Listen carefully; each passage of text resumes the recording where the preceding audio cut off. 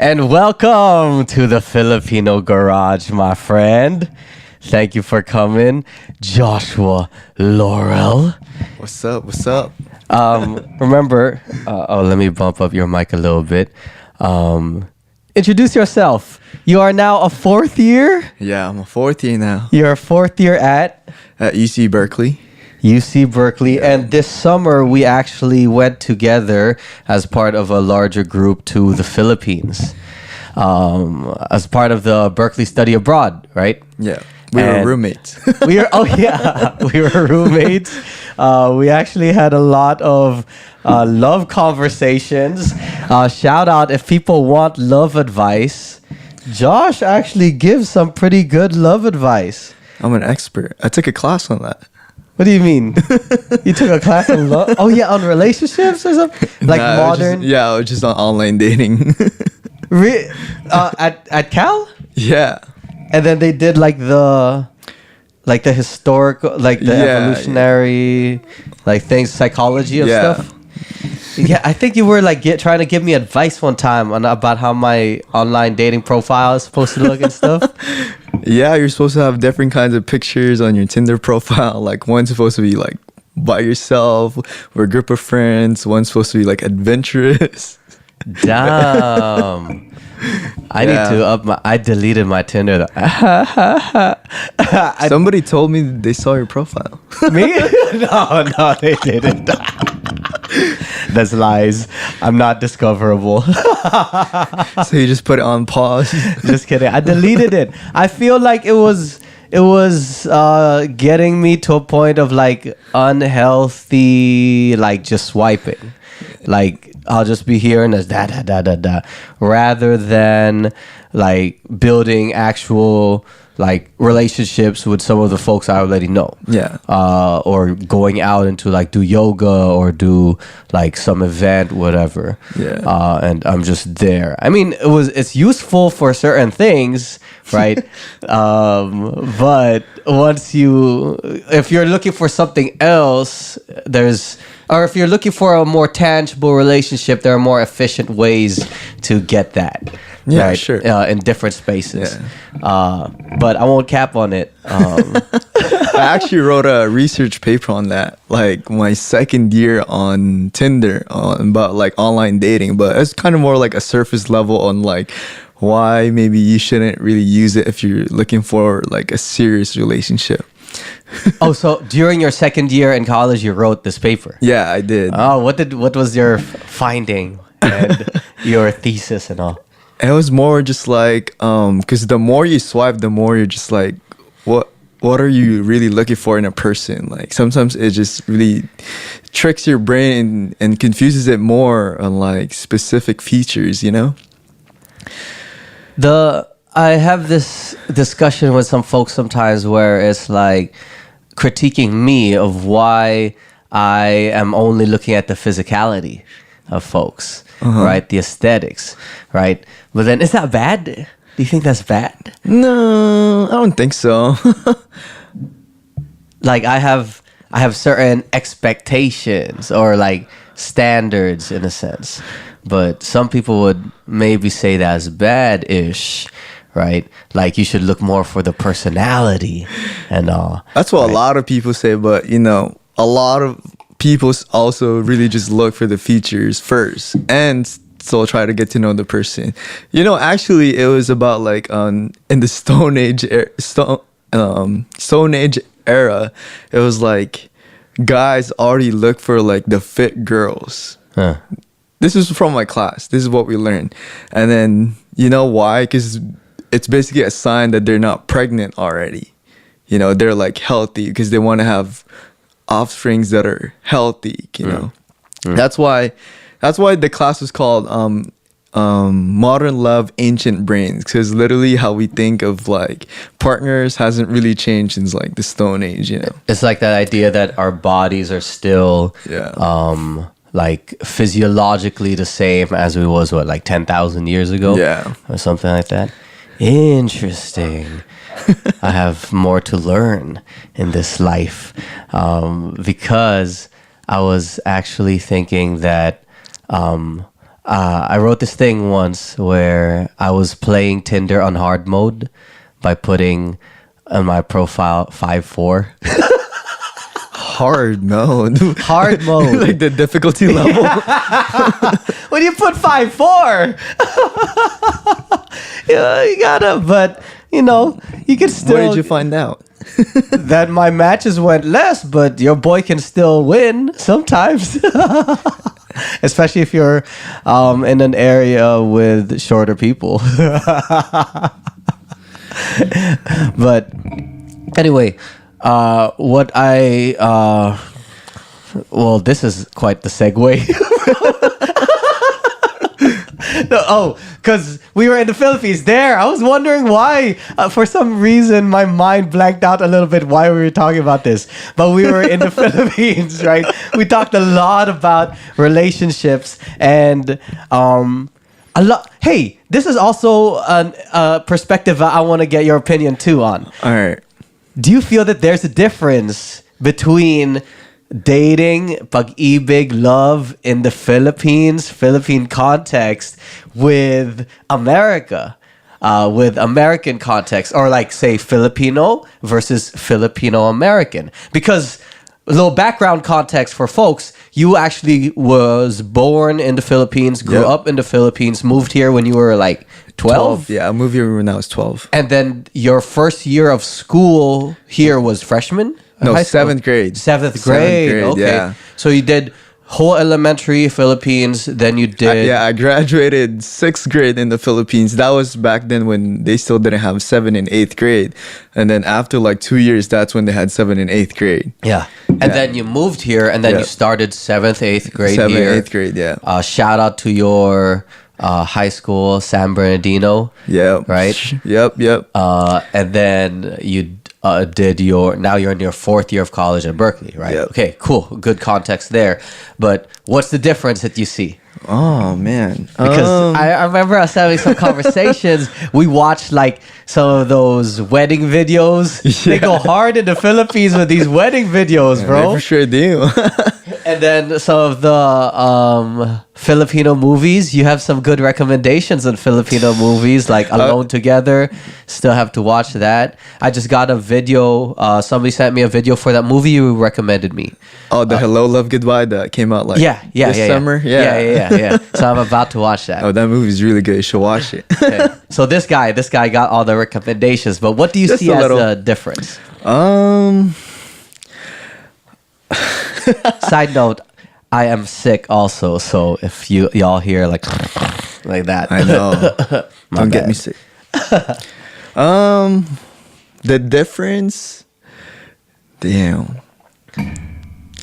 I would say that I feel like when I moved here, I feel like a lot of relationship was like based on sex, not more on the relationship itself, like, getting to know the person, like, especially when I moved to like San Bernardino, like a lot of people already there, like even 7th grade, like they're already talking about all those things.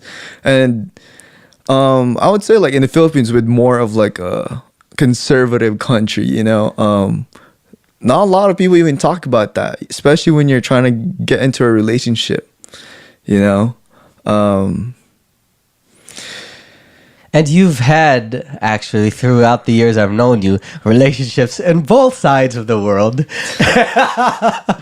But what I do notice, I think what you were saying, I remember when we were talking once, it's like there's an emphasis on the vibe. Yeah. Right? Between the two people, more so at least from your experience when you're in the Philippines. Like, what does the connection look like? Rather than, like in your case, and what you were just saying, like the emphasis on sex or what you get out of the relationship, right, or whether that's even like, oh, what are you gonna be doing in like 2-3 years? Like, it's very like future focused. It's not here in the U.S. Yeah. Like, what's your LinkedIn profile? Yeah, like what do you do? How much do you earn already? I mean, some cases there's still some of that in the Philippines. Mga kanyo. Kanye's a different context, but I just feel like it is more on the vibe, like the connection that you really want to get to know the person first. And, through the struggle, like I feel like it's just more like, I want to get to know you before we even get deeper to like other stuff. Interesting. That's that, the ligaw. Yeah, The yeah. ligaw. Maybe it's because of that, Yeah. You want to explain ligaw? What does ligaw mean? Ligaw is basically when you court someone. So back in the old days, you used to go outside their house, sing harana, yep. And then probably you have to ask the parents first, I think, for permission to make ligaw. I mean, but in some movies they just do it out of nowhere, and then it's whether up to the girl whether they want to pursue the guy or not. Yeah, and then there's like terms that have come out of that is like the sinagot, right? Yes. Sasagutin mo, it's like you'll answer them, like, and that's become like a general, even colloquial slang of like, oh, are you answering his like courtship, his ligaw, like, will you two be a thing? Yeah. Right? And then and I think that's where also MU come from, I think. Mutual understanding? Yeah, because then, when you say yes to ligaw, like, oh, you already have like that mutual understanding, like, oh, like that we're moving on to the next level. Oh, I never really understood MU. I thought MU. Well, it's kind of like no label yet, Yeah, like I thought MU was more of like, there's the mutual understanding. Y'all are kind of a thing or getting towards there. Yeah. Or maybe y'all are hooking up and like there's a mutual understanding that this is this, like that. It's like a general kind of feeling that there's something without having to specify it, right? Yeah. Like, and what I'll say is, I definitely feel the energy comes out more in the Philippines. The ligaw energy comes out, at least for me, when I'm there in the Philippines. I don't know why, but I feel a little bit more like, oh, I can make. You feel more rooted. That's why. So you go back to your culture. You go back to your roots, and then you're like, yeah, I gotta make this ligaw to this one girl first. Yeah. and something, I don't know. Maybe it's also. I'll have to say, there's a culture in the Philippines that's a little bit more with all the movies that are so like... Yeah. Hell, almost all the Filipino movies are just romance movies, right? Yeah. Majority, like, romance movies with it's definitely in the culture, because even the telenovelas, like, that's like part of the culture, watching telenovelas at night. And literally all of them are about romance. So I wonder why, like, I have no research, no thesis, or like things, like sources, but I really wonder why that is like a part of the culture so strong. Because we have the word for it. We have kilig. Yeah, right? Like that feeling of giddiness and like almost like butterflies in your stomach, like type feeling, right? With kilig. But there's no direct translation. What's funny is my family just did the 23andMe, and then what 23andMe does is under each category of like ethnic group, once you click it, it encourages you discover more about your side, like, and even will connect to Airbnb for like trips and stuff. And then once the Filipino one popped up, there was like learn the language, and the first one was kilig, and then it was giving a definition and all that about like there's no direct translation word, but you can try to describe like that giddiness and that love feeling. That's interesting. Right? 23andMe has that now? Yeah. I guess they're trying to expand different ways to integrate, like people rediscovering their thing. Bro, my dad just did it, and then he found out that there's trace DNA of like 0.2%. All right, 0.2. That's not even 0.5. 0.2% of Ashkenazi Jew, right? And then he's like, and now he's making a whole joke about it. My brothers say, yo, we can finally claim European ancestry. And all that. I'm like, bro, it says 99% Filipino. Why are you looking at this like the Ashkenazi's Jew? But it was interesting where it does say, right, bro, I might be more. Isn't that more Jewish than Elizabeth Warren is Native American? So Man, they really want to go for the European culture. Yeah. No, I just knew what's this called? My dad's a jokester, so now I know he's gonna have hella jokes about that now just because. Damn, but he came out 99% Filipino. Maybe like 94, like 94. that. There was like some Chinese like that, but then majority is just like really Ilocos. Like, and it's cool now. It shows Filipino, and then under Filipino, it'll break down like 7 regions where you're most likely from, and then his and my lola's over there on his side, all Ilocos. Okay. And then what was cool is I did my Lola, the one over here who just passed, R.I.P. Much love. But hers showed Eastern Visayas, and so like it shows a little differences. And then what's cool about hers is we saw she was like 60% Filipino, then 40% Chinese, because she had like I think one of her parents was Chinese, and also it's actually pretty cool. Like doing the 23andMe. I didn't do that. Huh? It's expensive though. It's expensive. Yeah, bro. But one time they went on sale and it was like 50, 60 bucks. Yeah. Like that. I haven't done it personally yet. I don't want to give my genetic information to I'm a public health major, so a lot of my classes actually encourage us to try 23andMe so you can actually see your they encourage your you genetic to do variability and see how susceptible you are to like certain diseases. To the health things. But I did meet this one guy who is studying and working at UCSF, right? And his research is in genetic research, genome projects, things like that, right?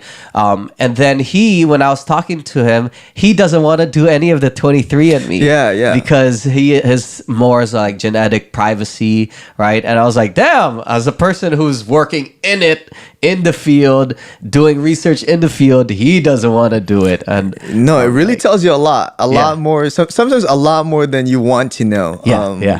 We studied cases of that where it was just like people found out that they're more like prone to like heart disease, and it really changed their whole lifestyle. It could even lead to more hypochondriacs. Yeah. Right? Like, and something can give you anxiety that just like it's just in the back of your brain. Oh, if I do this things, it's gonna cause this. On the flip side, there are anecdotes of people finding things about their genetic information and then flipping up their health for the better. Like I was reading up on Reddit of like, oh, I didn't know I had this disposition towards some illness, and then they found out their parent has it, and they have to they switched up their whole life in terms of health approaches and things like that. But there's actual now legal genetic counselors, like people who are actually like trained to look into it more so than just like a website, right? So I think there's some cool stuff about that. I might get it for my dad just so I can hold it over him like, bro, that's why you have to work out. I tell this guy to work out all the time, but he doesn't. Shout out, I'm airing food's out your laundry. The food's too good in the Philippines. It really is. All right, back to the Philippines. Can you just give me context? What are you studying at Cal? Like, what do you usually do? Work? I know you're part of some orgs, but just give me a quick rundown so that we can get a context of you as a student going back to the Philippines. So I'm a fourth year public health major. And I think I'm gonna be double majoring in Cs because I just went to advising last week. And I'm like 4 classes away. Really? Yeah. Just because of all the classes you Just all the Filipino classes that I took. So as a major, not a minor. As a major. Really? Yeah, as a major. And have a pretty vacant spring semester so far. So damn. Yeah. So it'll be public health and Cs. Yeah, South and Southeast Asian. But that actually works into the field that you want to get into, where it's very community health based. Yeah, community health based, right. Cool. I've been part of different organizations on campus, PASS, Filipino Academic Student Services, Bridges Multicultural Center. Right now, I'm part of APIRG, Asian American Pacific Islander Health Research Group. I'm one of the co-coordinators overlooking like our cohort members. What does APIRG do? Like research projects? We do a lot of research to our community. We do a lot of advocacy work. So in the fall we do a lot of our research with the cohort. So I'm just like facilitating a decal right now, teaching them how to do research methodologies, different community health services, things like that. But we also have service project like the bone marrow drive, because if you didn't know, AAPI, we have a low number in the bone marrow registry. So we're really trying to increase that just in case we need people to donate. Do y'all use Be My Match? Yeah, Be The Match. Be The Match. Yeah. Yeah. What was your question again? Cool. Okay. So just in general, that's what you've been active in these last 3 to now 4th year, right? Yep.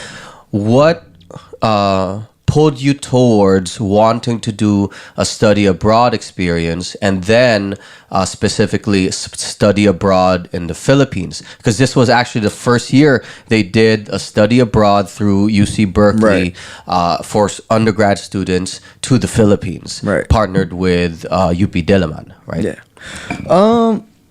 I would say that like ever since I went to school in the US, I hated history.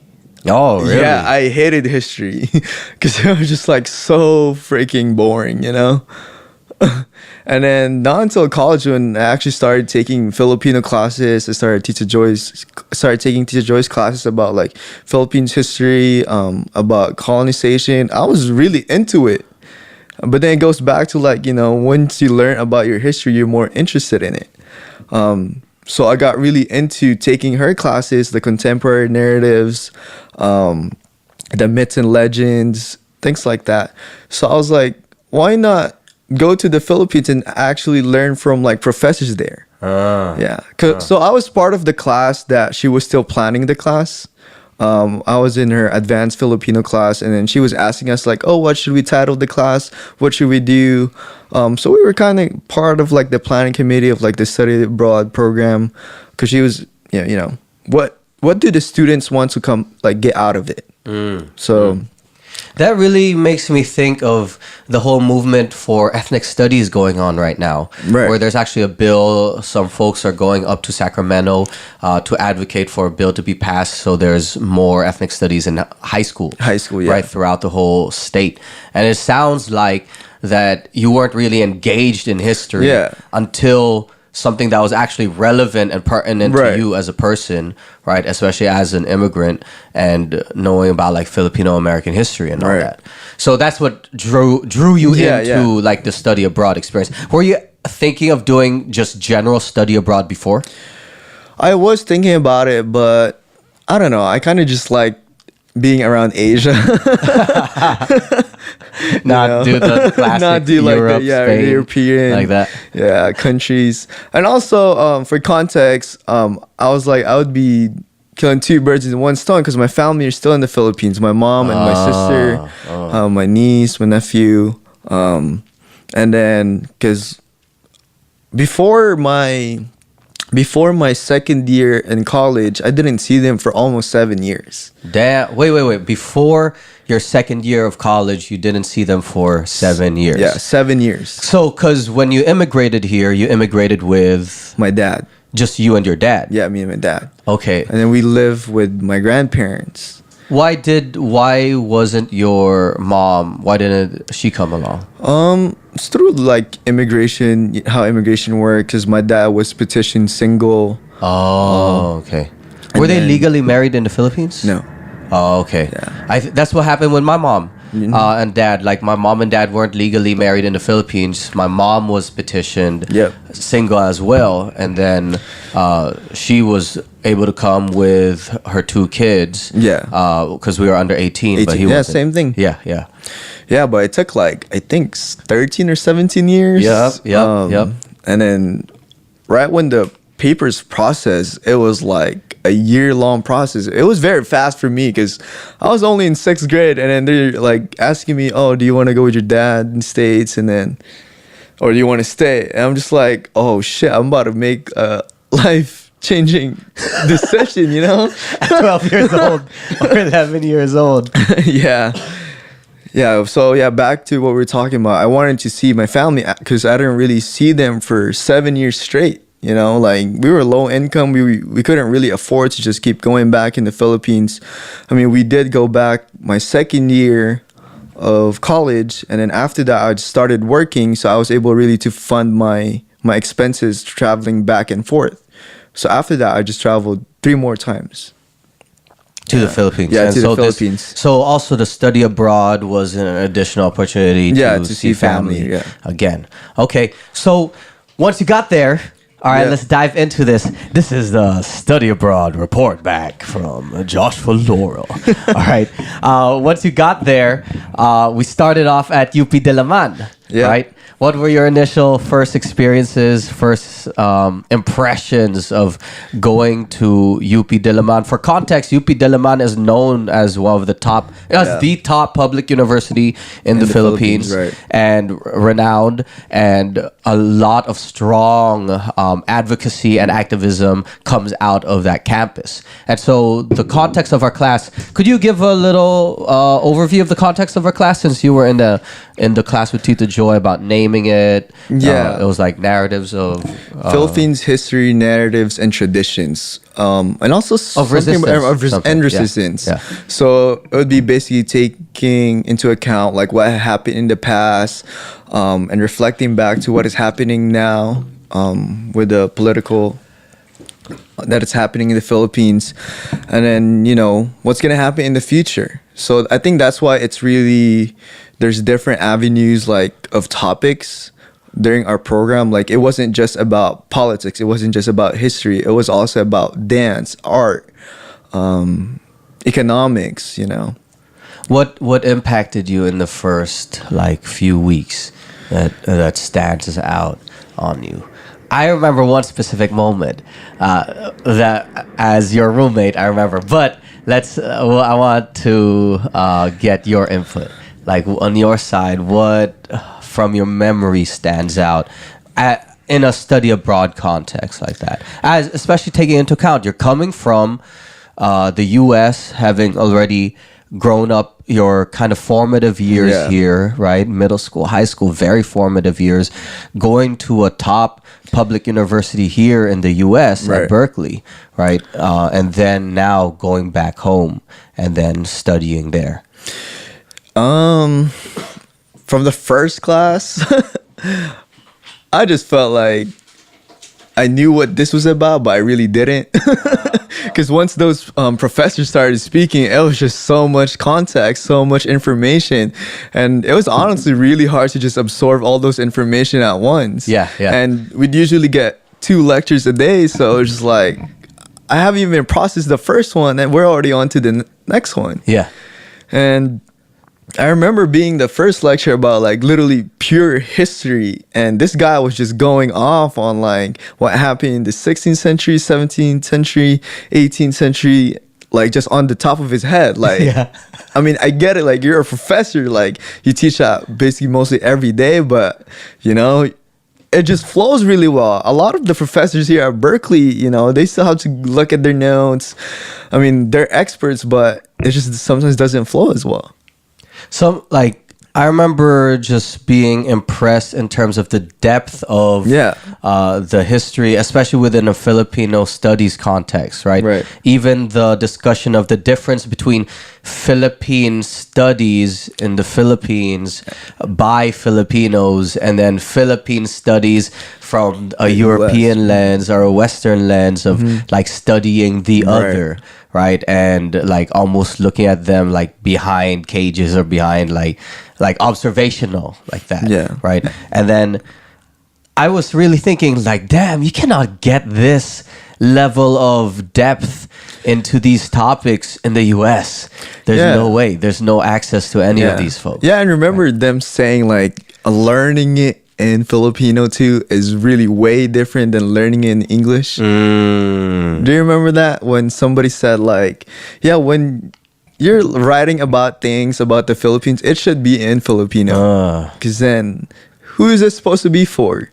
The Filipinos or That's true. they're not Filipino speakers. Yeah, but even like I'll admit, even if I can speak Tagalog, my writing and reading of Tagalog is shit. Yeah. Like it's gone. Like I picked up the basic books, and I'm glad I have some like just the poem books, like because it's simpler a little bit wording than the actual literature Right. or academic Tagalog books, right? But I can feel that. I can feel that. But bro, even being in the Philippines still brought out more of the Tagalog, and I loved it, right? I was always wearing my tank tops because it was fucking hot. It was so really hot. hot. It was so really hot. hot and humid. I was sweating every day when we would just, before class, just getting pancit canton. I Take was the jeepney. Oh my God. Yeah, there was like those first few days where we took the Jeep and I was already just sweating. The first day we walked, remember, it was like a tour and orientation, and we literally walked basically the whole campus. When it was like a tour of like, oh, this is the University Health Services, this is where you do your laundry, this is where you need to get your when you're cash, there's an ATM machine here. It was like in the middle of the day. Well, wait, I don't think I was there. Was I there? Yeah, you were there from the first day. We didn't miss class. We had a 100% attendance. Oh yeah. Cool. So what I remember from you specifically was when we visited Lila Pilipina, the organization for the comfort women in the Philippines, and then them talking about the removal of the statues commemorating the comfort women, right? Yeah. About how there was pressure from the Japanese government to remove these statues. One was in a public place, one was in a private location, right? And then I think you said like, whoa, it really hit you at that moment, the impact, the fact that these other countries and governments still have control of and what's going on, influence right. of the what's going on in the Philippines, of even private individuals and their choice to put up a statue commemorating these women, right? Or pointing out the atrocities committed by the Japanese soldiers during World War II, right? And then I remember you having this livid moment where you were like, bro, like, what the fuck? Like, it's still, they have control. It's like modern day colonialism. Yeah, neo-colonialism, basically, No, I was actually pretty upset. Like, when we went there, like, a lot of people were crying, but I was more mad than anything. I was just pissed. I was like, how is this even possible? I thought we were trying to be an independent country. We're trying to, be like, do everything on our own. But then you're still going to let some other country tell you one little thing. Hey, take off that thing in your room.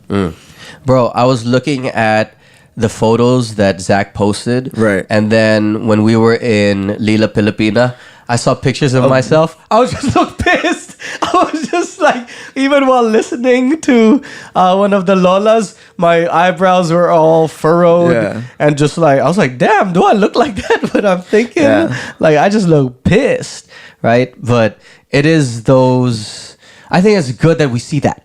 Yeah. It's good that we were able to visit. One thing that I remember from that was me and Kuya Romel, shout out to Kuya Romel.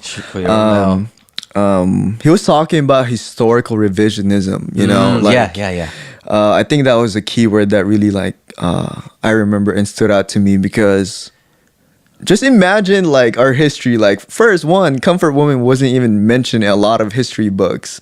Like, even in the Philippines, not a lot of people know who they are. Give a rundown right now for folks who might not know who the comfort women are. Comfort women are, during the World War II, there's this comfort women. They're basically girls, ladies, that the military used for their own pleasure. And they even had, what do you call this? They even had made sure that they didn't have like STDs and stuff. So they even had their own clinics for the comfort women. And then these comfort women basically would have sex like at least probably 10 times with 10 times in a day with like different military men, And this was during World War II, Japanese occupation of the Philippines. Yeah. And so I think the story was this narrative was not told. Yep. All the way until like 1992, sometime around that time when one It's of pretty the late. Lolas, It's pretty late. Like pretty hella late. What's that? 50 years. Yeah. Right? Almost 50 years, because 45, 47, right? All the way until 1992, right? Until, because of the shame associated with it, right? No one wanted to speak on it. It wasn't until the article came out by one of the Lolas, and then, you know, others got really encouraged to just come out and tell their stories. I mean, I get the point that it was very shameful, quote unquote, you know, but man, it just pissed me off. Like, really, why do not a lot of people know about these things? And then there's no support too. Yes. From the government. And majority of them have passed on already. And right, a lot of them are already in their late 80s, something like that. Yeah. And there's at least there are some folks, like the folks who were on the last episode of this, Kudazzers, two of them, Iris and Yudes, they're actually in a production in February that is commemorating Lila Pilipina and the Lolas, right? So there's still a push in little circles. I just saw news about that recently. Yeah. Of the show?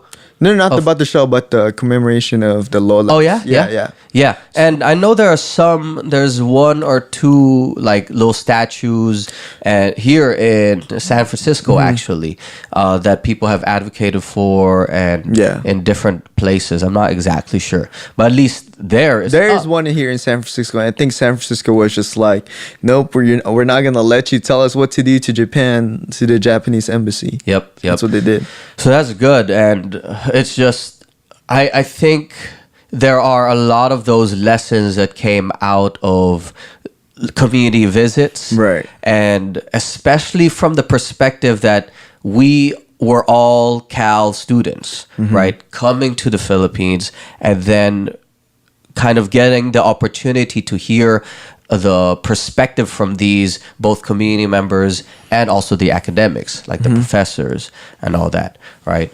And it was really, at least for me, I'll agree that sometimes it was a little much in terms of all the info coming. I still have to re-listen to all the voice memos I've made.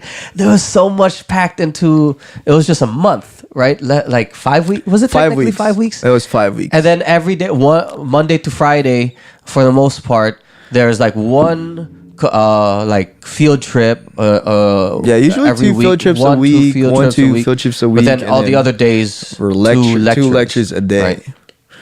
How do you feel about UP Diliman? What's the vibe that you get and all? It was very Berkeley. Really? Like, yeah. I mean, you know, you'd see a lot of activists just on campus. You know, you'd see a lot of people getting really involved in different orgs.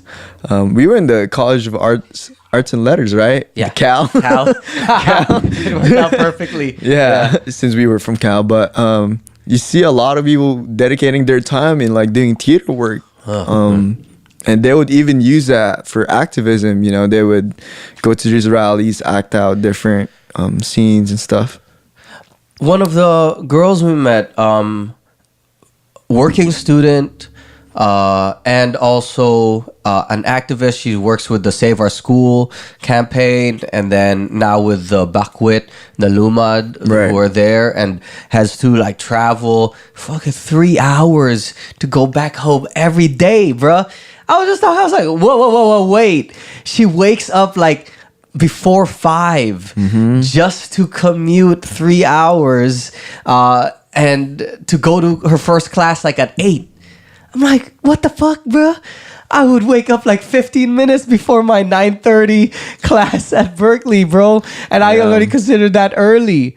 Like, so at least in terms of that privilege check too, of like, yo, man, we have it good out here in Berkeley. We have Berkeley time to go to class. True. You know? We have Berkeley time, the 10 minutes, right? Yeah, if I remember right. Yeah. 10 minutes past the listed time on the schedule is when the class actually starts. Yeah. Right. We have it good in Berkeley. That's why segueing into like reflections, right? Like, it really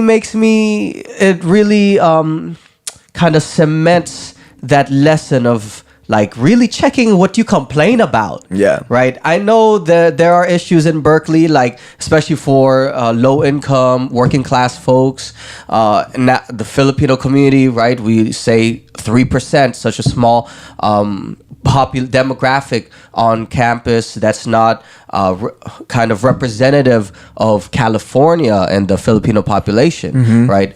But we have it good in terms of access, in terms of the campus, in terms of the classes, and even financial aid. Since I was low income, just financial aid to pay for things, right? Like, but I think that's a very important perspective, especially for Filipino Americans at Cal, to be able to have that perspective and experience, right, what it's like to be in UP, right? I definitely agree. Like, even being low income at Cal, I still felt so freaking privileged. Literally, when I came back, I didn't even want to go outside. I don't want to do anything. I was just like trying to absorb everything that I just heard, what I learned. And man, when I went to the campus and started looking at people, I'm like, damn, everyone here is way richer than the people in the Philippines.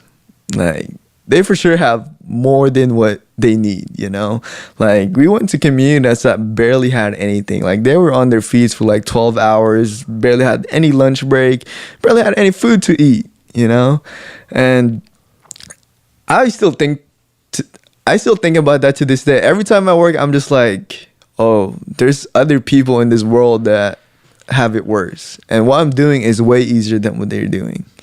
And sometimes that's why I would work like hella hours in a day, even though I have like classes. Like this past 2 days, I worked 6 a.m., even though I had like class until 10 p.m., I was like, oh, this is still nothing to what the people that I saw was going through. And like you said, I think her name is Micah, right? Yeah, Micah. Shout out to Micah. I didn't want to drop the name. Hey, but she's doing good work for the community. I feel like she deserves the credit.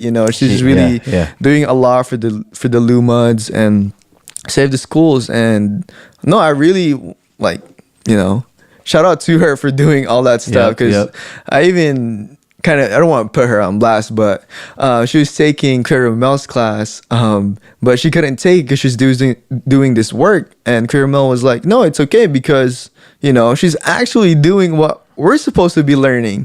So for me to for him to see her doing that instead of like taking the class, I feel like it's more impactful for her.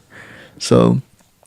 And I loved it when people were introducing themselves. She one of the questions is when you'll graduation year. Yeah. And she goes, I'm graduating in God's time. In God's time. Yeah. In God's time.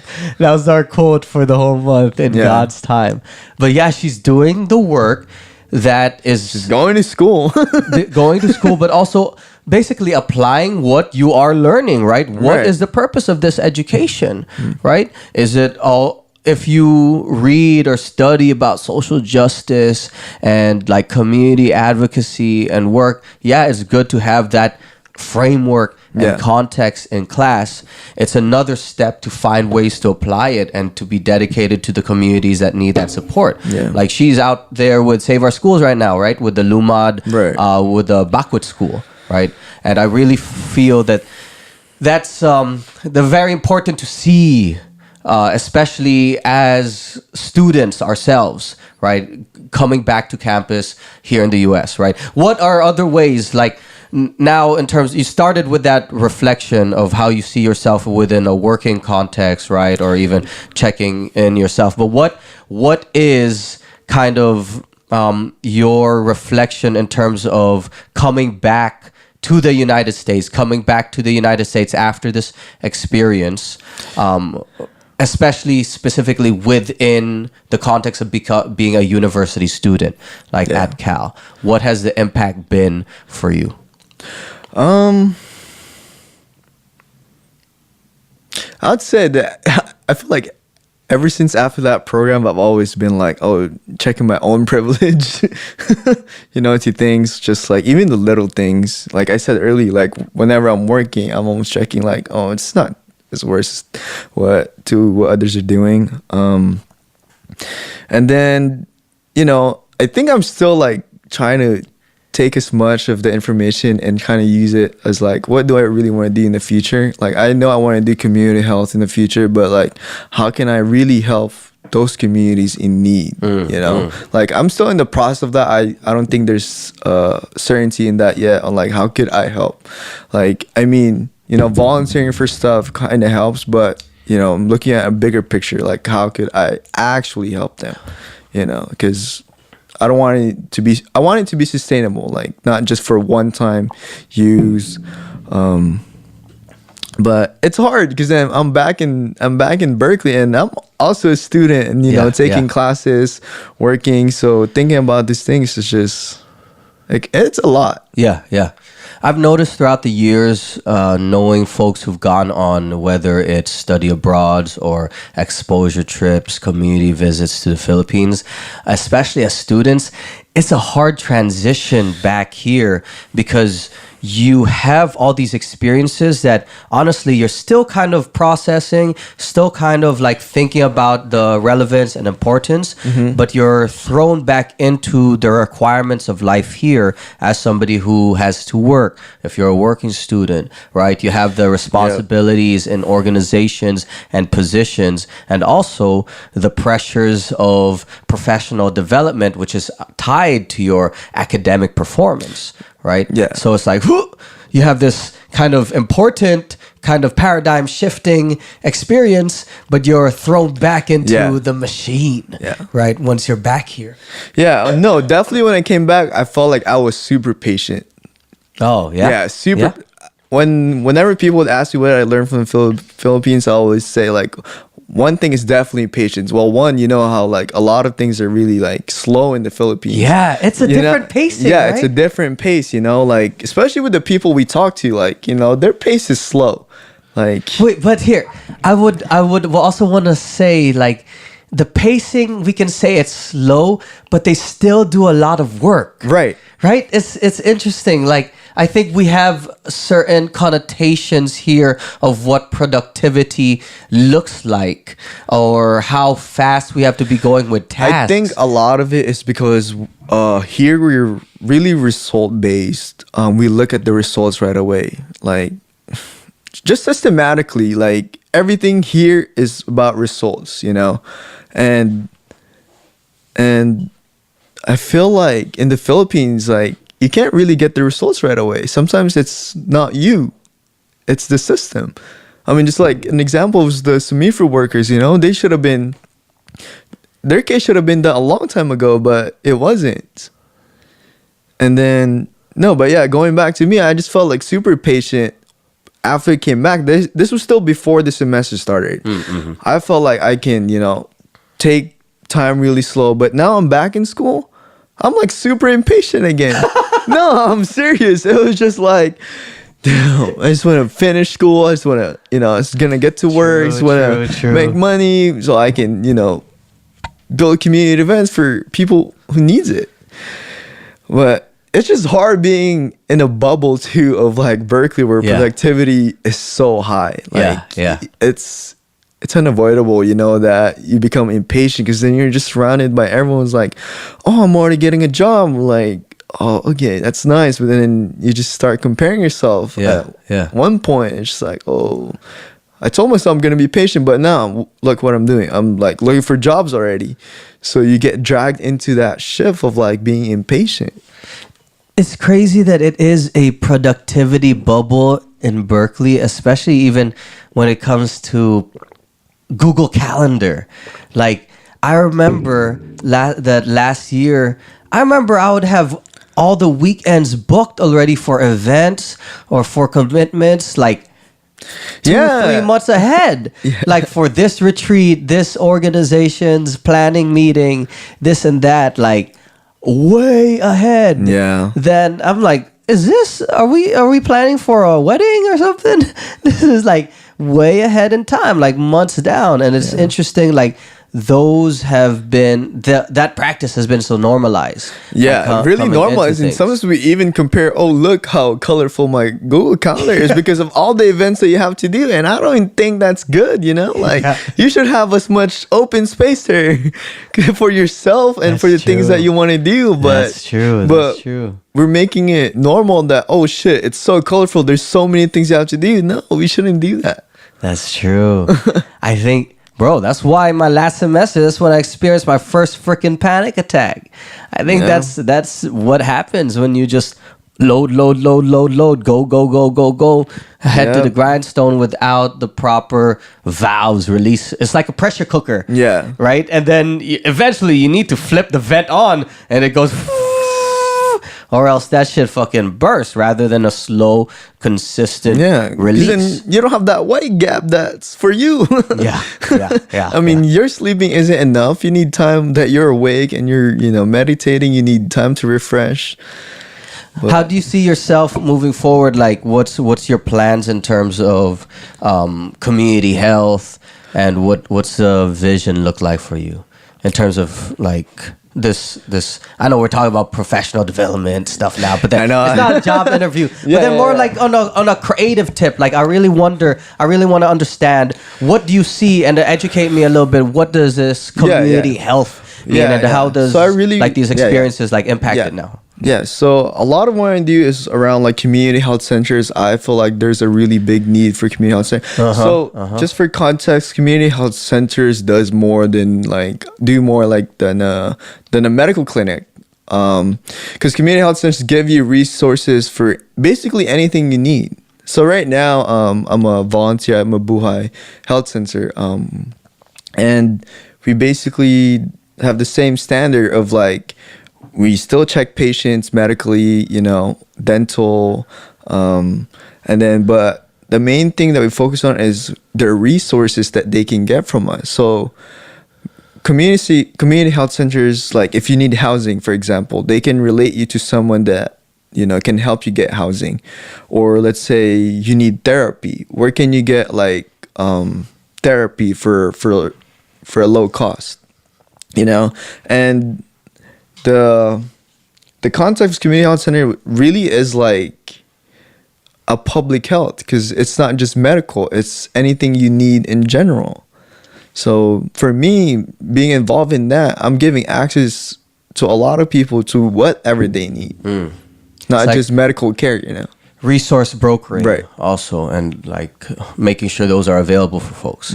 Word, like, I've told you in private, but it is, I think, a very like important like story, just our experience. Me losing my insurance, bro. Yeah. That shit was scary, realizing, because 2 years ago or so, Berkeley used to give you a whole semester after you graduate of insurance coverage. I think just a year and a half or a year ago, they switched providers.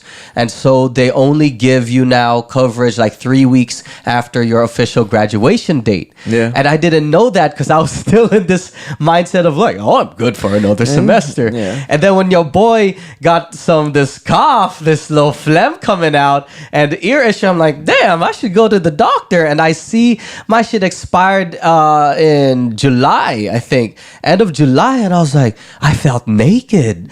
Like, bro, I have no insurance. Like, what happens if something, I break my arm or something?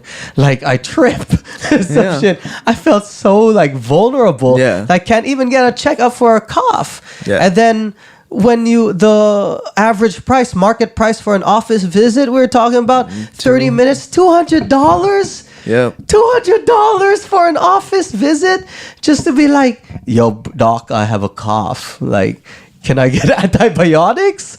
Right? That's many that I have no access to. Like, I can't spend that much. That's a lot. Yeah. No, that's why community health center exists. It's for the vulnerable. Like, it's for the vulnerable population, serving most of the time the uninsured.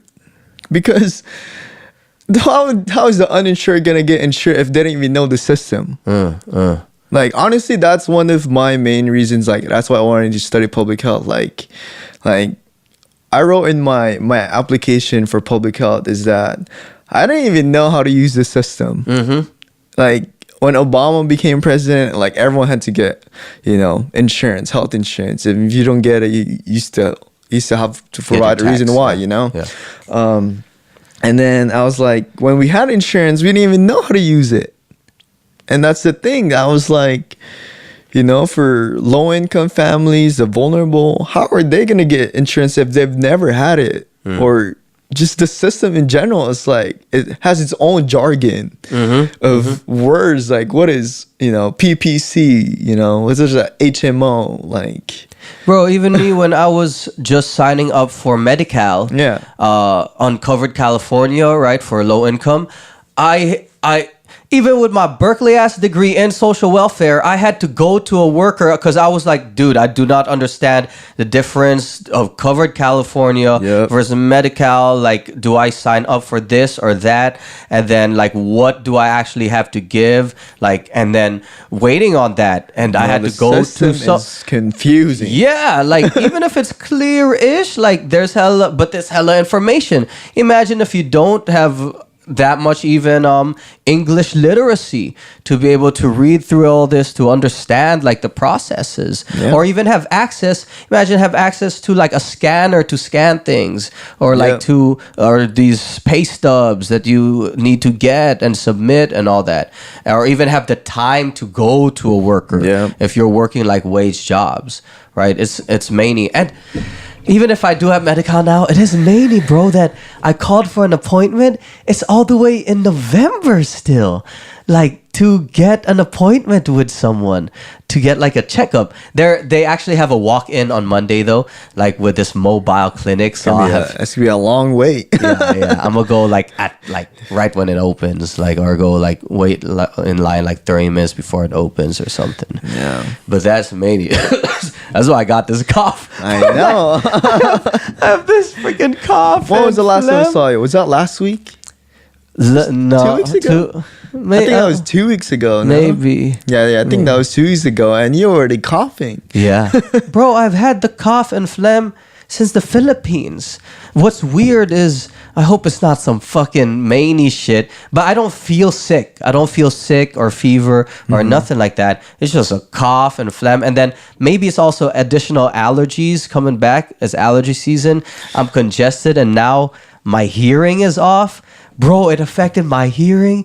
I got so scared of like, I feel like I'm living in a box. Like, I just hear everything muted. Like when you're underwater or something. Like, it's just scary when things happen like that. And I have a jiu-jitsu competition on Sunday, and I'm like, fuck, I hope I don't. You're gonna be out of breath. And I hope nothing breaks or nothing, because I don't want to have an issue of all that. You're gonna start coughing in the middle of the match. Yeah. But it really makes me realize, right, the importance of healthcare. Yeah. Like the access to it. It's so tiered and so many roadblocks or even paywalls, right, on how you can access that and what you actually need to know to get it. Yeah. Right. So it's dope that you're with Mabuhay Health Center. Like, I know you've been with them for a few years, right? Yeah, for 3 years now. Yeah. For 3 years. Do you feel you're going to be working within the Asian Phil-Am community afterwards? I want what to. Do you feel like? Yeah, I want to. Definitely want to, because I feel like we're part of the vulnerable population. A lot of Asian American immigrants, migrate to the U.S. and doesn't really know what's going on. How can they access this stuff? And it also feels good to me just serving my own community. Like being able to see people get access. Like, tell them what they don't know. I mean, that's why I really got involved with APER, because a lot of what we do is like service projects. We do research, we do advocacy for these people. And health is everything, like everything we do affects your health. Actually Richmond, this is cool, but they have a health for all policy now. So any policy that they pass, they try to relate it back to health. How could they affect the people? What do you mean? Like any policy? Yeah, any policy. Like if they're going to have a policy on, like, for example, the transportation. How could it impact, like, what about disabled people? You know, like, they relate it back to health some way, somehow. Yeah. That's cool. I know what's mania is I know Richmond has had mad health issues. Oh yeah, for sure. Because of the exposure to oil chemicals. Yeah. Like I know they had the highest heart and lung disease and it's actually rate. at different parts of Richmond, which is because I did a case study just last semester of Richmond. It's like one part is really like exposed to toxic chemicals and one part is just healthy. Really? Yeah. I mean that's why zip code, like in public health, zip code literally dictates like how long you're gonna live. Shit. Yeah. I need to check out 94015 because I know we have issues here with because we're near the airport. Right. A lot of communities that get flown over by airports have a lot of health and my lungs. Maybe it's fucking SFO. Maybe this shit is SFO. Oh my god, I'm coming for y'all with a lawsuit, bruh. Like, oh my god. And I've also actually had lung issues though, even as a kid. But it's always been in. We've always been in somewhat not like the richest neighborhoods. Too. So there's definitely impact also about society of where you're from. But damn, like I'm pretty sure hella people in Manila are fucked up. With I mean, the air was when bad, when you're landing in Manila, you see like the sky went from like clear skies and into like gray, and then once you're like above Manila, it's just like brown, blackish clouds. It's just mainly how. And then I got to visit other places. I got to go to Iloilo, Bacolod this summer. It was nice. You have more of a fresh breeze. The air, even in their city center area, right? Well, even if there's malls and stuff, it feels cleaner than Manila. When I went to Banawe, remember like waking up and then watching the sunrise. It felt like fresh air, like just coming from the trees. Banawe, we got to try betel nut. Yeah. What do you think of betel nut? I actually have to post that video of me almost fainting still. It was. Did you feel the warmth in your body? I felt the head rush. I felt it. I felt it for quite a while too. Probably like an hour, 30 minutes to an hour. Like it obviously died down. It had like come up and like peak and like come down. And but Filipino Zed. But yeah, I felt it. But the taste, man, like I don't. It was pretty disgusting. It's bad, yeah. So it's a nut from a tree. Yeah. That we wrap in the leaf of the betel nut, tobacco. And lime, right? Lime, which is like ground up seashell. Yeah. That like with this white powdery thing that actually looked like cocaine. But like was trip, everybody there in Banawe was doing it. Yeah. Right? Because it's like their morning coffee instead of cigarettes, right? But then I definitely got the head rush. Yeah. I ended up liking chewing on shit and spitting on some shit. I don't know why. But it was really bitter. It was gross. And every time you spit, it's red. Yeah, right? it's just that's the thing up there. It's not even red. It's like brownish red. It's brownish like red, it's maroon, like dirty maroon. It's like, bro. Because of that, I ended up chewing tobacco more throughout the next month and stuff. Because I ended up liking it, and I ended up getting nganga, like going to different marketplaces trying to find nganga, and then buying even dip to like try chewing tobacco and all. I didn't end up liking dip, like but I ended up liking like the big tobacco leaf and everything. Man, bad vices. And then just recently I bought nicotine gum just to mess around with it, and I ended up liking it. But that's what Nick does to you. I know, but I think I'm getting off. Once I finished the pack, because I was like, I'm not wasting this. I'm not gonna buy anymore. Yeah. But you definitely feel the rush and like kind of a flow a little bit from it. But I can definitely see why people get addicted and like stay on it. right? Especially with this whole freaking controversy over vaping and kids doing Juul and everything now. Like, there's still so many other issues. So many addictions. You're talking to me. So many addictions, bro. Like that's also, I said issues. I said there's so many other issues that are more important. Oh, really? than vaping. With the new law and stuff. Yep. They're not. I mean, look at all the people who've died from other shit like shootings, right? Yeah. I mean, nothing happening there, but immigration. Immigration. I mean, ICE still everywhere. Like really. I mean, just really scaring people. Even with public charge. I don't know if you know public charge. It's like explain to me.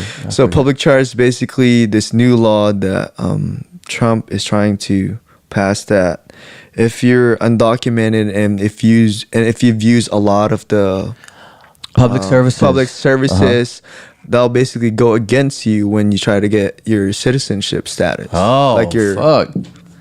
Yeah. So even now, what's included is Medi-Cal. Oh shit! Yeah, so if someone undocumented uses Medi-Cal or any of those social services, it'll count against them when they're trying to attain their citizenship here in the U.S. Yeah. Fuck. You know what's many, bro? I don't know how I was just fucking surfing the internet.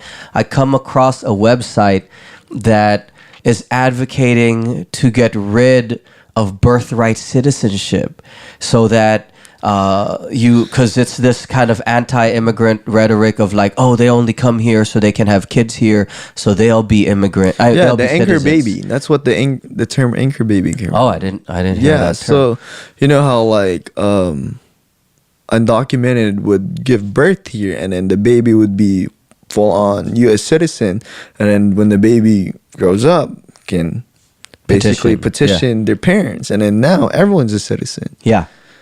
So I just saw the website where hella people on it, like just talking, and you could feel the racial like tinge there, but they're all advocating to get rid of birthright citizenship. Like, we're Americans and we're the ones who built the nation, and like it should stay with our lineage, not just if you come here and have a kid here, things like that. And that rhetoric, right? And it sounds like fringe like mentality, but just looking at the numbers of people posting, I'm like, damn, son, like my thought was who's on a message board these days? like the old school forums. It was like old school forum, right? Yep. Like not even Reddit. It wasn't even Reddit. It was just like the old school post next page forum, like, and there was a lot of people like talking about it. So yeah, I actually just started watching this on YouTube. It's called Middle Ground by Jubilee. Like, if you know that channel. Oh, Middle Ground. Yeah, wasn't Kim on that once? Yeah, but it was more for dating. But Middle Ground is more on like topics that are debatable. And one of them, sit in a circle. Yeah, they sit in a circle, and I'm just like, what the hell are these people thinking? Like, there's one that's like pro wall, and then like, not pro wall, and I was just like, are you fucking serious that you really want to spend a shit ton of money on a wall that's barely gonna do anything? Like.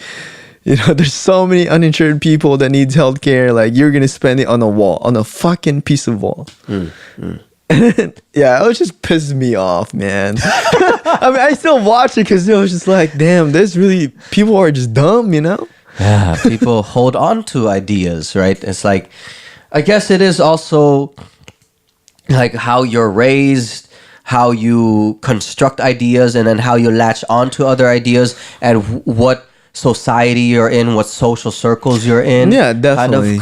And then you can have that echo chamber that repeats, and then there's no real conversations going on. Like, bro, I even had one person who I considered we were very amicable in person when we were at Cal, just like friendly. Hey, we'll talk about stuff in person, sometimes different opinions, but we'll have like that, right? And then it was all good, like good vibes and everything. this recent trip, I actually posted on my story this when I was in Vietnam in the War Memorial Museum. This dude just responded, "Oh, you're still a commie," like that, right? Like a communist, like that. A very, very like kind of joke, like in a jokey but like dismissive, like you a commie still, like that. And I was like, dude, all right, let's have a talk. Give me your stance. Don't just drop like a one-liner, right? Let's see what do you have. And I don't even espouse those ideas, right? I don't even want to say that I'm this, I'm that in terms of ideological identification, right? And then like we just have a back and forth, and then it gets personal, it gets like that. I'm like, and we're not really talking. And then I thought it ended up good because I was just like, bro, we have different stances here, but let's keep it to the topic and move forward. And then this dude unfollowed me. I was like, bro, I thought I'm still following you. I want to know what's up with you. You're still like, we had good convos. I was like, there's this people can't just talk with other people who are, again, they want people to have the same ideas as them, and let me turn you, and it grinds on people if they can't turn them. I'm like, oh, damn. Yeah. Like, what's up with that? They're like in a box that basically you can't get in, you know? Yeah, or and then they want to put you into a box so they can categorize you. And if you don't fit into that, it's like, malfunction. It's like, bye. Yeah, so I'm like, damn, it's disappointing. I don't think it's healthy in the long run, and we got to find ways to like bridge that in a way if we want things to actually improve and change. So maybe more people just have to do study abroad, bro. Yeah. Do you feel what's this called? What are you going to do? Grad program in the future? I want to. That's a plan. Definitely want to get my MPH or Master's in Health Administration. You were mentioning you wanted to go to Thailand or something when they have a public health. They do have a public health study abroad in Thailand, and you actually study border health. So like the health of like the people living near the borders of like Cambodia, the countries, Cambodia, Singapore, because I mean, they're more vulnerable to like resources. You're considering that? Yeah, but I think I look at the requirements actually, and it says they kind of have to know the language. So that's gonna be really hard. So it seems like you're drawn to international education. That's actually one of my questions. Like, what do you how do you view international education, the importance of it, or the impact in general of being able to study abroad? You just get to see of what you haven't seen. That's one, and really you just get exposed to more what the world looks like, because I feel like Berkeley's a bubble, US even a bigger bubble. Like what you see in one US city, you'd probably just see that in another city, you know, like, and you're not gonna see what you're learning, and you probably won't even be able to apply some of it if you don't go to other countries. I also went to Japan this summer. How was that? And it was good. And just seeing how structured and organized they are, I was just like, damn, US is not that organized and structured. Really? Organized in what way? I mean, like, I took the BART to get here. You know, like, people just walk everywhere. And surprisingly, there was a lot of people in the bar from downtown Berkeley. And I took the trains all over Japan, but you see people are just disciplined of like where to walk, where to wait, where to put their stuff. You know, they're just mindful of how things are.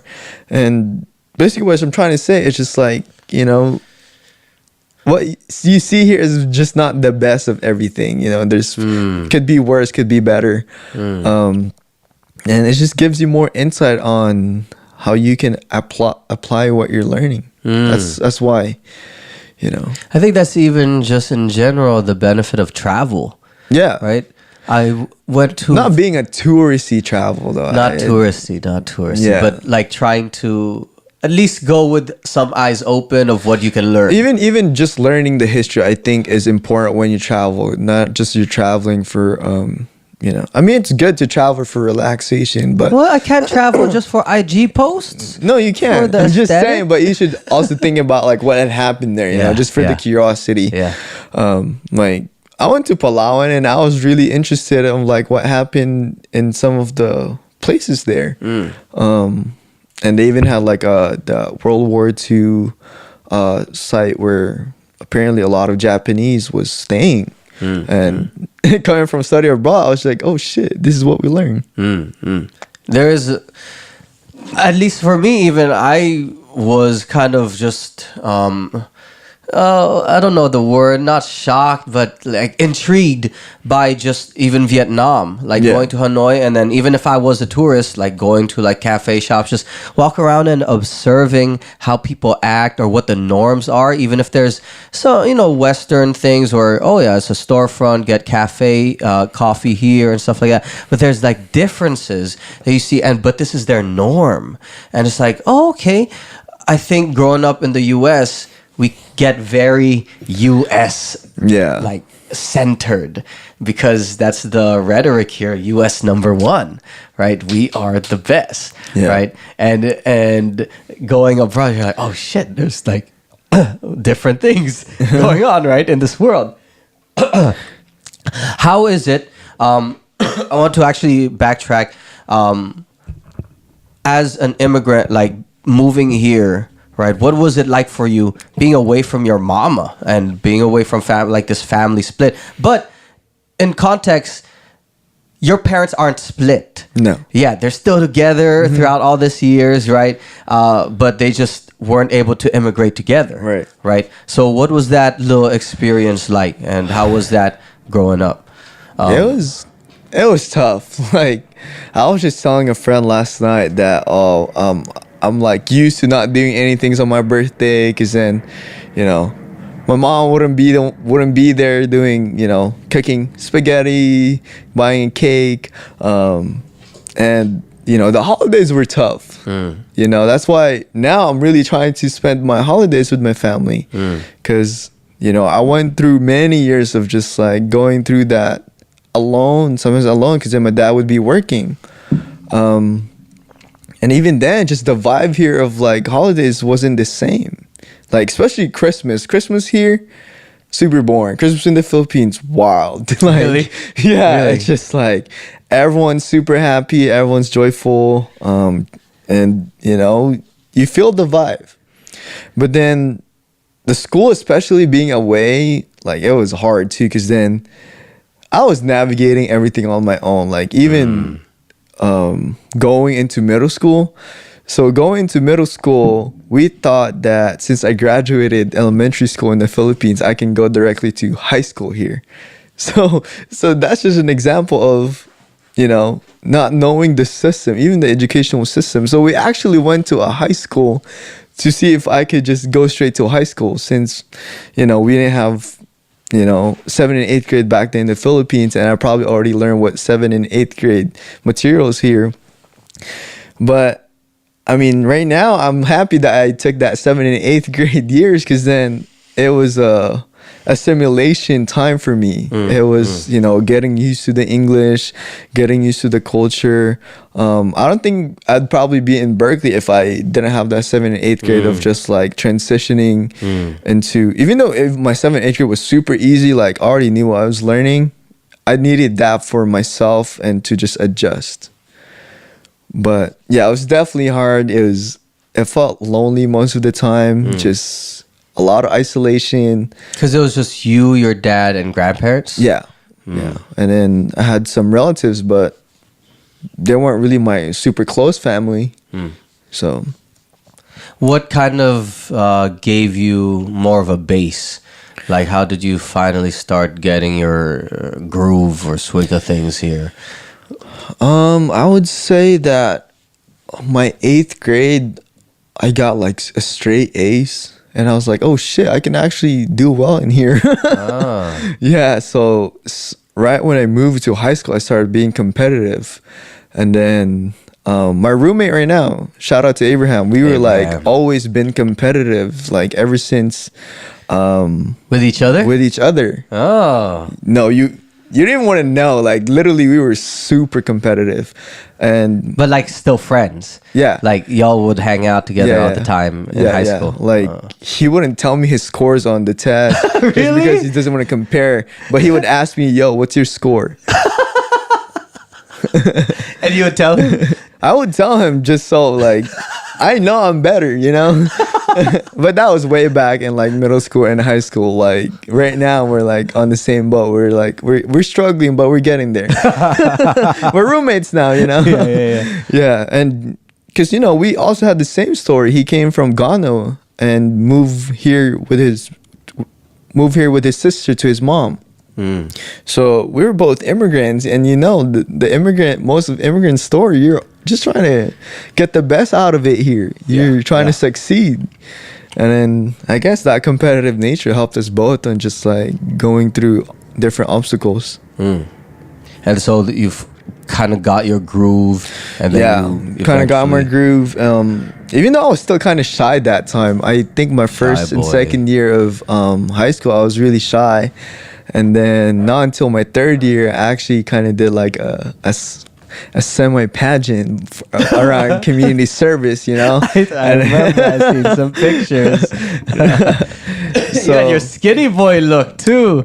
Hey man, I was playing sports like every day. I was playing basketball and tennis. So, you know, I was really in the sun, and San Bernardino is hot. Like, it's hot as hell over there. Like, bro, you looked Ilocano, bro. Like I was eating a lot, but you know, I would just burn it right away. It was so hot in there. It's 120 degrees. Damn, bro. That shit made me. That's hot. It's hot. It's hot. It's high desert, man. Like it's hot and dry. Not even. Yeah. I still remember this. I had to walk home because then my dad couldn't pick me up, and I'm like coming from practice. It would be so tiring. Just walking home. Yeah. In the heat. Word. And then you were able to get into Cal.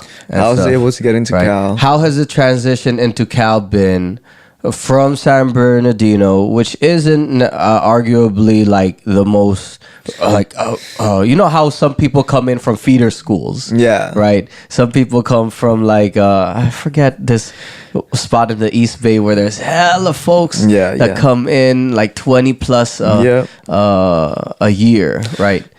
And how's that transition as a working class, like working student into Cal? It was definitely hard. It was hard, but also at the same time where I feel like ever since moving here in the US, I felt really independent on my choices. And then my parents have been really supportive of any choice that I make. Because I didn't even SIR to Cal. I was going to go to Cal State San Bernardino because I was set there. Yeah, it was closer. They gave me a full ride scholarship. And, you know, I would be close to my dad. I'd probably, you know, could have gotten my own apartment and a car by now if I stayed there. But, I mean, no regrets. But I wouldn't be the person I am today if I didn't go to Cal. You know, there was a lot of challenges. But that transition was definitely hard, but it was okay because I felt like I was already independent enough to just make my own choices. Like making my own food, I kind of already got used to that at home. Doing my chores, I already do that at home, you know. It was more on like adjusting to like going back to like the productivity culture that they have in the Bay Area in general. It's just, it's all about the money. And then it was just hard because then I didn't have that much money. I remember now being able to go home my first year Thanksgiving break because I didn't have any money to even just take the bus. And the bus would only cost like $20, but even that, like I couldn't really afford it, you know? So luckily I had to get friends, you know. I spent time Thanksgiving at Jonathan's house, and his family was really welcoming. Actually, me and Abraham spent Thanksgiving with them. That's their first semester here. And man, So just being surrounded with like people who are just like super privileged with money, and then just being able to go home right away, it was different. It was hard. But at least in Cal, where did you find your base then? How do you feel secure now in the work that you do and all? I mean, definitely the Filipino community really helped me a lot with the transition. Like, I want to give a shout out to Dome, because Dome actually, even before I went to Cal, like he reached out to me like, yo, let's hang out. And then even to this day, he's still one of my good mentors, especially in public health and professional life. But I just feel like he's been there since like the first day of like helping me whenever I need something. Like, oh shit, housing needs. Oh, he can help me try to navigate the system. Schoolwork. He was a public health major. He was also social welfare. So he knew what kind of classes I should take. And, a lot of the Pil community folks actually really just helped me. My ate Ray, she was a fourth year. I was the first year. She really helped me just, being able to live. Especially in that summertime of like transitioning to apartment life. Like I didn't really know what to do. Like, where am I going to stay? So yeah, big shout out to the Pil community at Cal, like, Sambagsak. So this is an interesting question, because I was just thinking, what is your perspective of the Pil community at Cal in general as a whole? You shared good, positive, personal, right? Has it shifted, or do you view it a little differently now that you've done the study abroad in the Philippines? Now coming back and looking at the Pil community in the context of as at a university, at a renowned university in the U.S. What are some like suggestions that you have, or where would you like to see it go in terms of like its orientation towards, whether that's internal politics, external, or just development? Like, what's going on there? What do you see? Yeah, I mean, my perspective of Pil community hasn't really changed. I think it's just more of my involvement has changed. Like, I wanted to be more broader. I wanted to go AAPI and just not just support Filipinos, but definitely.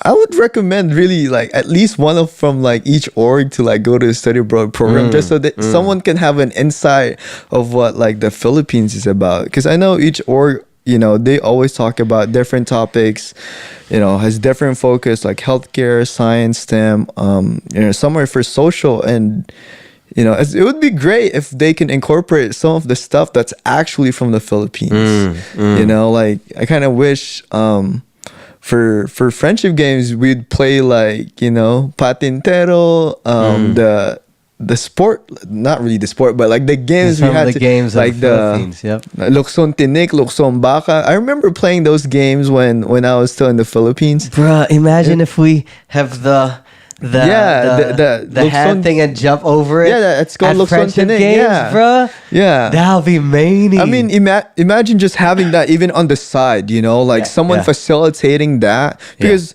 I feel like there's a lot of dead time during that event, and there could have been other games that we could have been playing.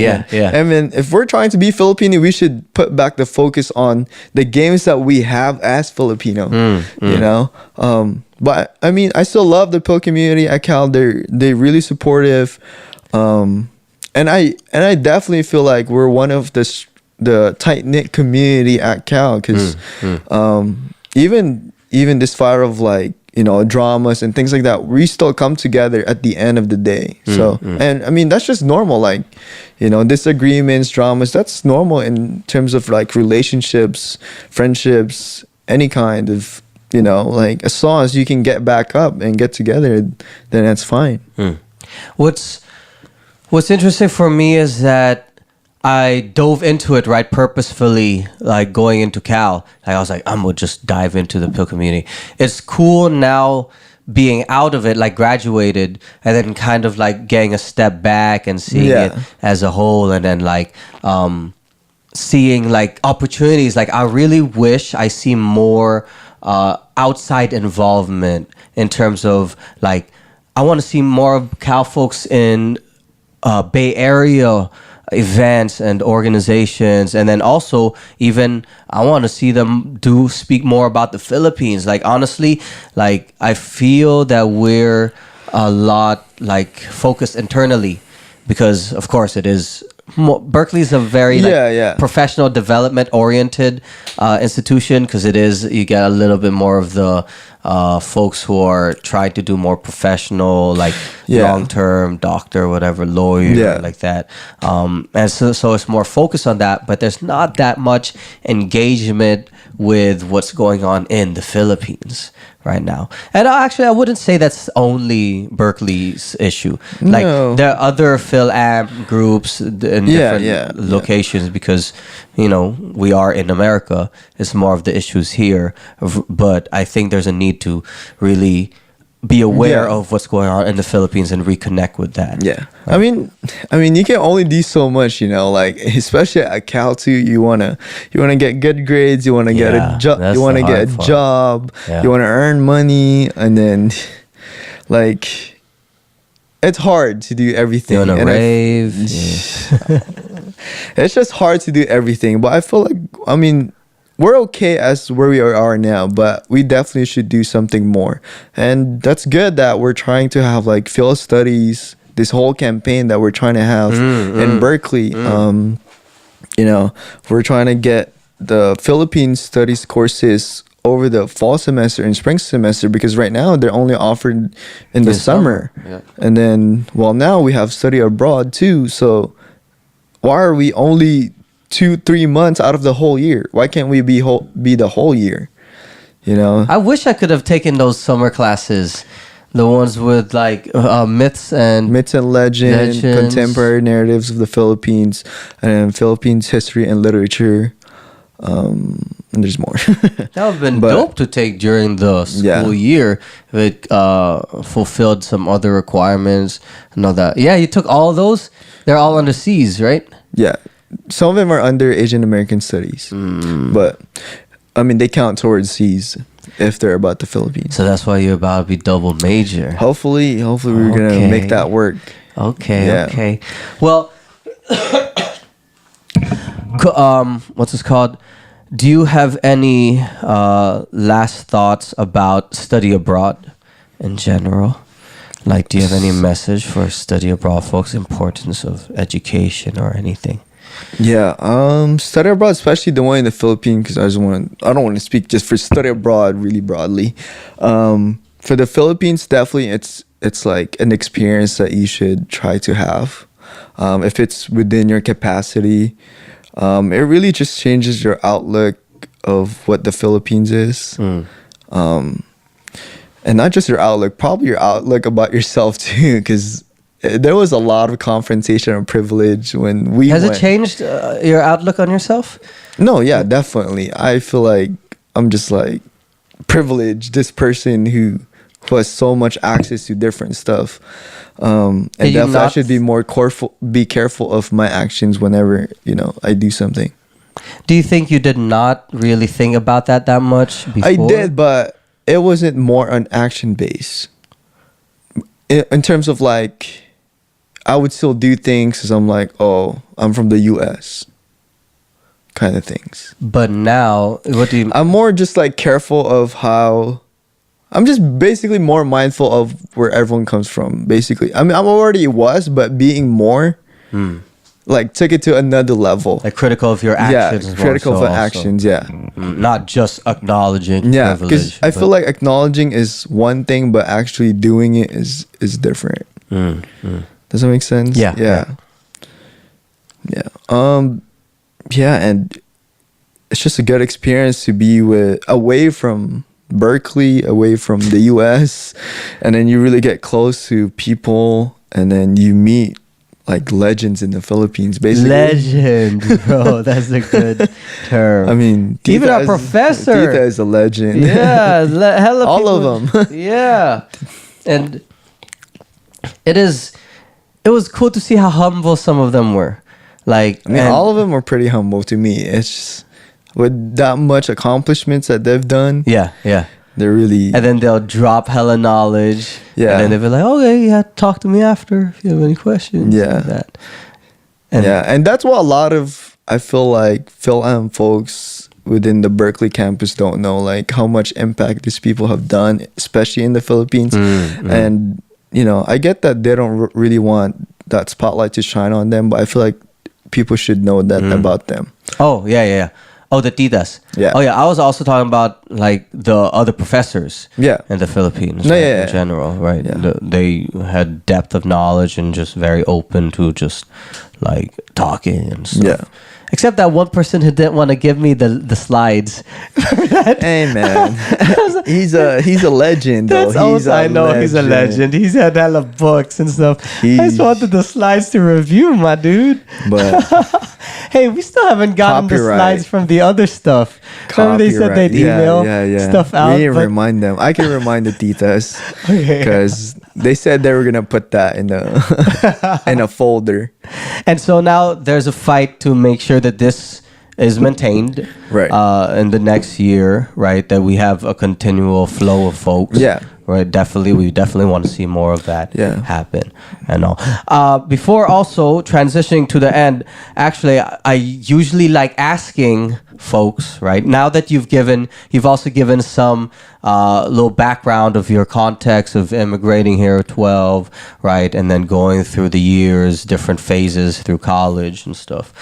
What are 3 pieces of advice that you would give to your younger self? Think of a point maybe when you were struggling to whether that's like assimilate or acculturate to the U.S. or now or those times when you were maybe lonely or even learning about the educational system or even transitioning to Berkeley.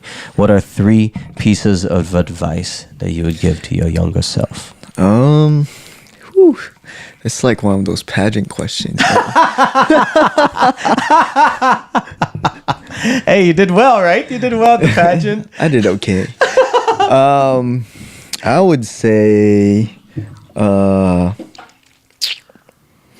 don't be shy.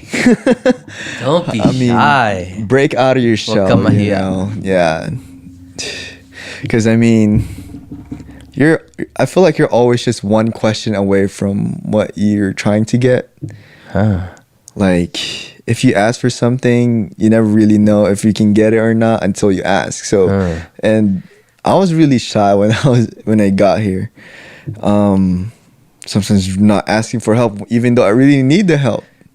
How did you break out of the shyness? Start asking. Like, I mean, I'd get pushed by a couple people to just ask for it. You know, I mean, I got really close to my advisors in high school, and then, you know, if you don't do it, you're not gonna get it. If you don't ask, you're never gonna get the answer. So that's one. What's the other one? Damn. 2 more. First one, don't be shy. Don't be shy. Don't be shy, boy.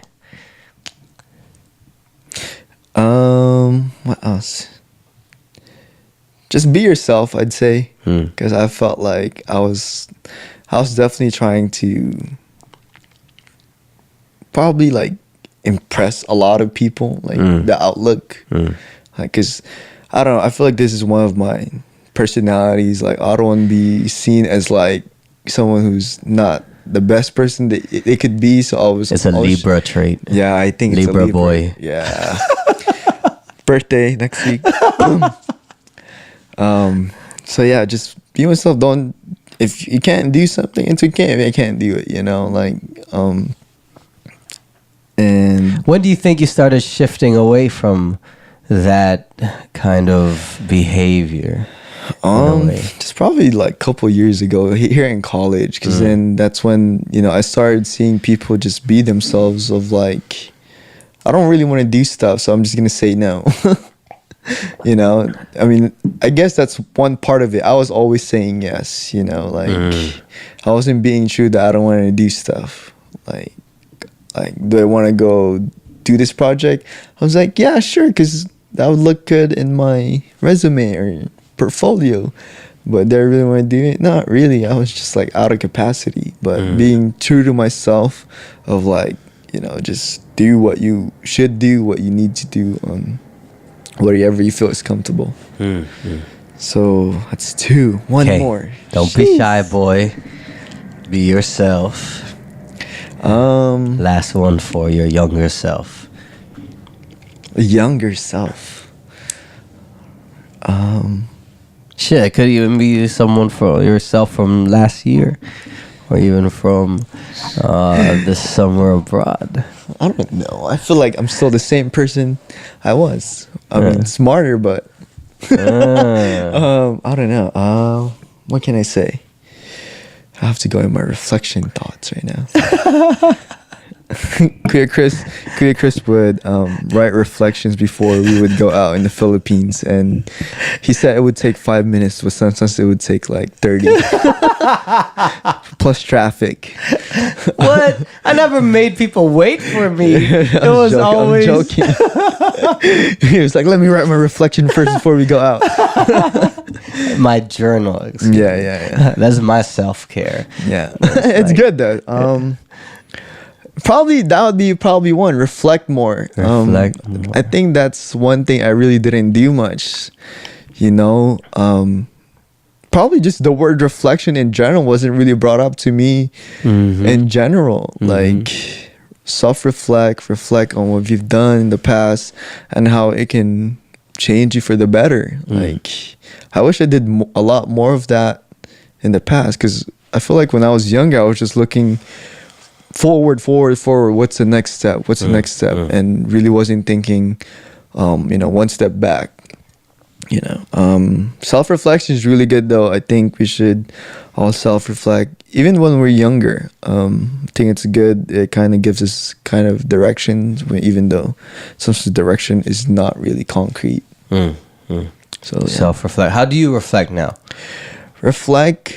I just like going to the nature. I like long walks, like on the beach. Yeah, beach, or even hiking or just walking in general. I like just like moving, or just at peace. Like my roommates always ask me, "Why don't you just bike, Josh?" Because back in high school we used to just bike to school, and then I'm just like, I like walking. It makes time slower. Do you listen to music while you're walking? Right now, actually, I think I haven't really listened to music whenever I would walk. I'd like... You're just taking your time. take my time to just walk, feel the air, breathe, before I would get into Berkeley, where everything is super fast-paced. Yeah. And I think once I get to campus is when I put my headphones on, like my earphones on. Yeah, because then, it just feels chaotic. It's just thousands of people walking right past by you. So... yeah, definitely. I love walking, just walking around.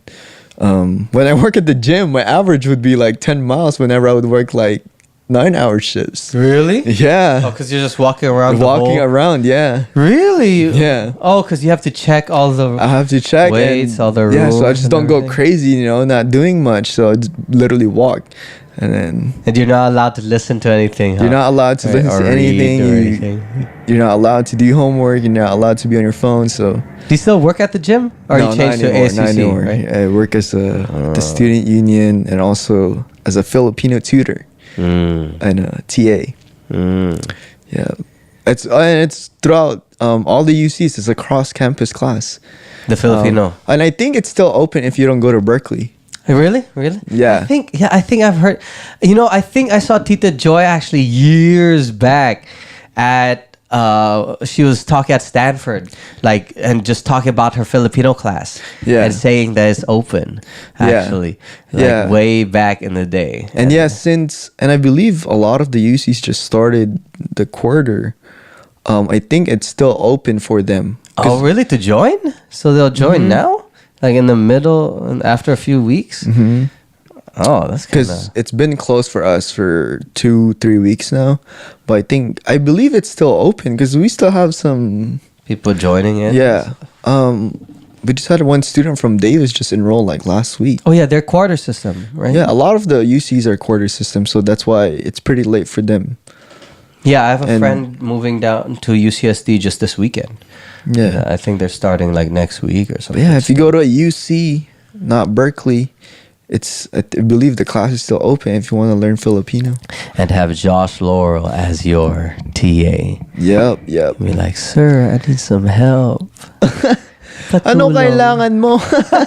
Ikaw. Hoy. Bawal yan. Okay, thanks for coming on, brother. How can people get in touch with you? What's your Instagram? What's your... My Instagram is Joshua_Laurel. Laurel, Laurel. Laurel, like Laurel, like Laurel. Laurel, like what you put in your adobo. Huh? Yeah, you put laurel leaves in your Bay adobo. leaves? Those are called laurel leaves? Yeah.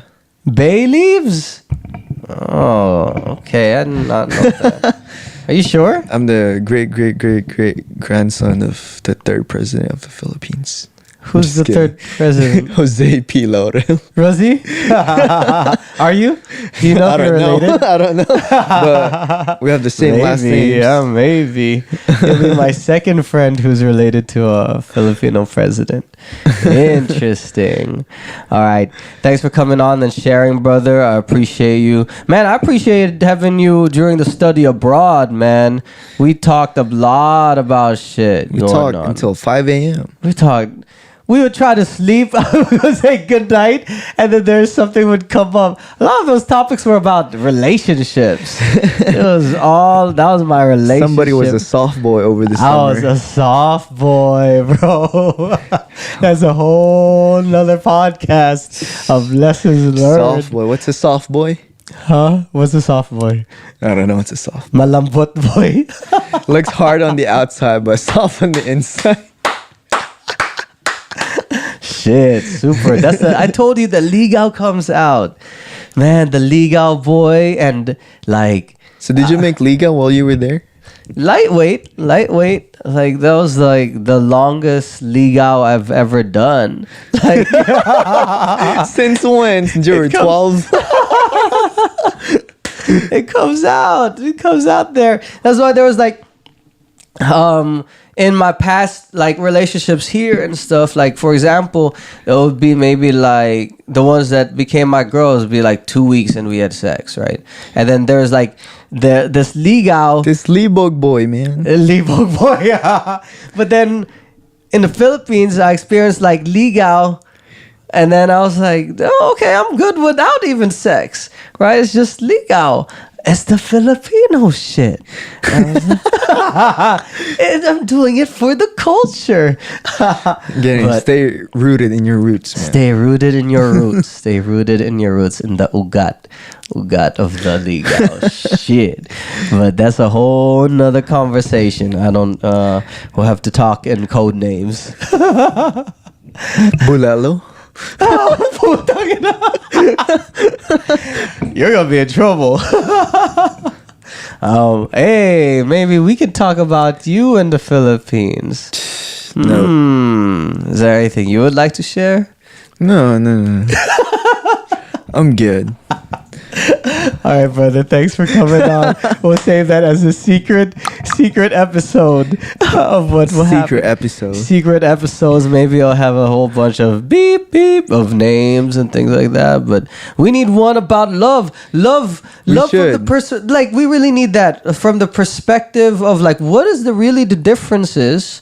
Like how do you and like especially as I think a lot of our discussions came out also as dudes, right? All right, let's use the terms to describe us like cisgendered heterosexual dudes, right? But also, at least for me, and I bounced a lot of ideas off of you, like challenging the ways that we were raised or expectations of how men are supposed to act, especially in terms of relationships and Ligaw, what that means, like what is realistic, what isn't, what's good, what's bad, right? There's definitely bad things I've normalized, especially of how I look at women or what people say, like sexualizing women immediately, right? But then like is looking at women in a sexual way, if you're sexually attracted to them, bad? Maybe there's definitely a bad way of doing that, right? There should be limitations, but I think one bad part is that we don't have that many discussions about it, especially as men. Of like, how do we actually think about it this way, and what is healthy, what isn't, right? And to be like 100, like, yo, that sometimes that shit bad. I gotta give it to you. You called me out on some shit though. Like the last week you were like, yo, Twitter, Chris is being really fuckboy this last few weeks. Yeah, man, I had to do it as a friend, as a supportive friend. See, my tweets changed after that conversation because it did make me think. I was like, damn, I think I am going off a little bit as a There's nothing outlet. wrong being open, but pushing it into the next level is a Man, I should show you some of the tweets I recently deleted.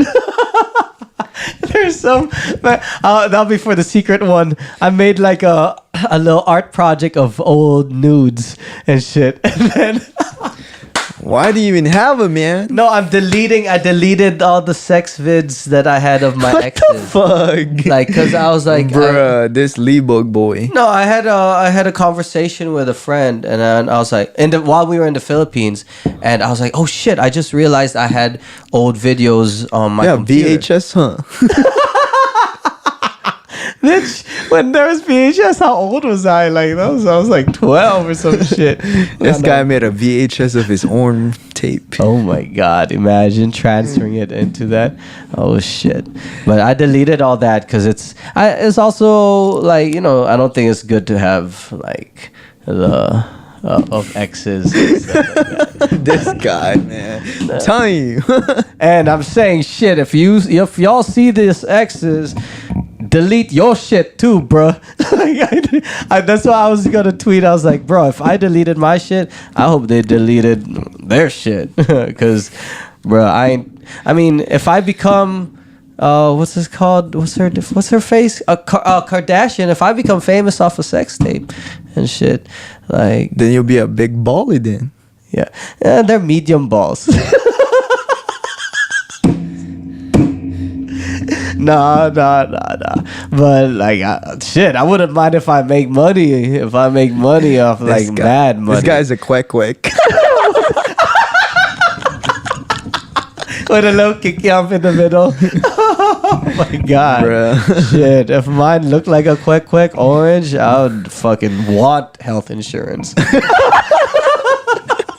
I would get that checked ASAP, bro.